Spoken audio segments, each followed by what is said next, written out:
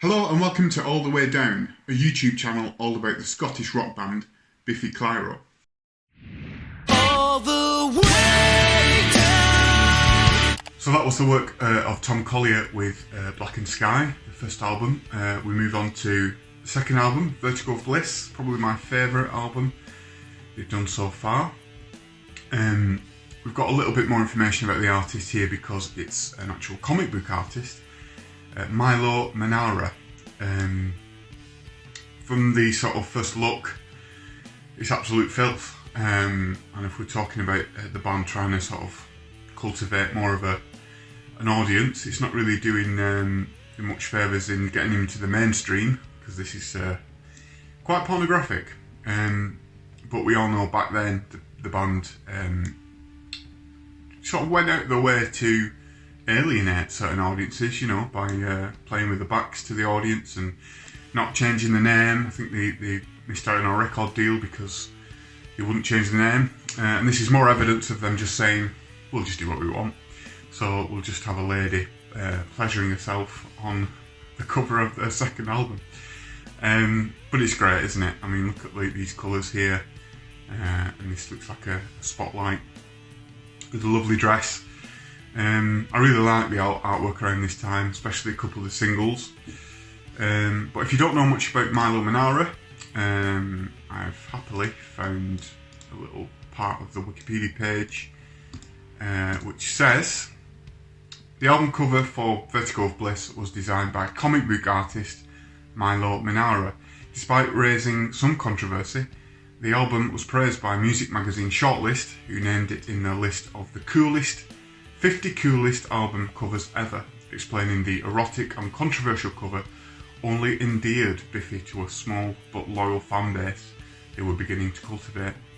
And apparently Simon said, we got quite a bad reaction to that artwork when it first came out, but our first kind of lesson learned that perhaps not everyone shares your perspective on life or what you value as art, because we were naive enough to be taken by surprise, and then naive enough that people started saying, oh, this is fucking schoolboy shit. I got really annoyed because I was like, it's so not that. You're actually being schoolboy here by judging it on such a shallow level. Oh, so I'm sort of lashing out there at the people who are slagging off the second album. So Milo Manara, if you click on here, this is what his page is, and look at this one. I mean, it's quite small, but I think if they were to have that as the album cover, maybe more heads would have turned. I think that's maybe one of his most famous. I don't really know what to look there, but this face is quite a common face amongst Vertigo of Bliss sort of ladies, and sort of curly hair and this kind of face with the small nose. Let's just go back to his page. So he's won all sorts of awards. This is his work, obviously very prolific. Started out in maybe 71. Yeah, he's definitely got a theme, hasn't he, of young ladies pleasuring themselves.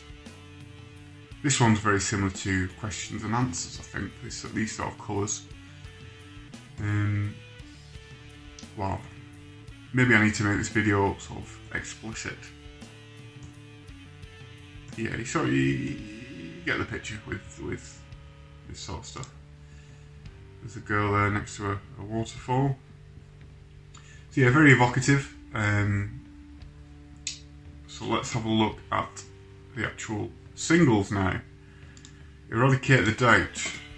So I remember getting this on, it was like a cardboard single, and with it you got 3 live songs, 57, Convex Concave, and maybe The Ghost Flow, along with this single. I don't really like this too much. I don't really like these sort of vines, plants, things. Maybe this was part of a bigger artwork that they've kind of condensed, so we don't see any of the happenings of what's going on here. But you know, again, sort of a little bit sexy, but there's something about the colouring that I just think's a bit dull. Doesn't really stand out as much. But when I see this, I just think of the packaging and the live songs I got to listen to before I had access to YouTube. So, questions and answers. There are a couple of these.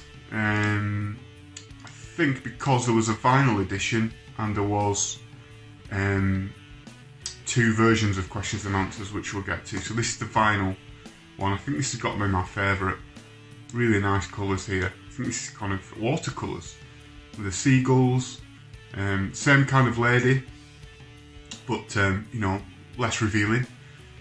Wearing a white shirt. I don't know what this figure is here. Maybe it's I don't know if it's a boy or a girl.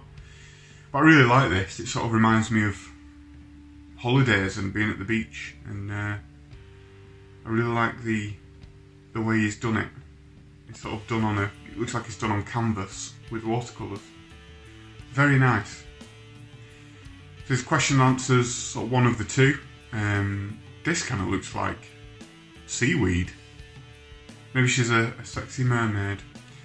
And obviously the L from Biffy Clyro covering up certain parts of the body. The hands outstretched, don't know why she's doing that. But yeah, very clean, very minimal, but obviously the hair's going everywhere and maybe forming the dress. I like that one. And the second questions and answers, similar in terms of colour from the vinyl version. Yeah, I really like that. I really like how sort of simple it is. I think the reason why I don't like the Eradicate the Doubt is that it's just a bit too much, too busy. But I like the white on this kind of colour here. And this colour for Biffy Clyro I've not seen much of before. Yeah, great. Love that. So, as we know, Eradicate the Doubt and Questions and Answers were the only singles from Vertigo of Bliss. What were the others? Ideal Height. Do we find one? Is there one for Ideal Height? Let's find it.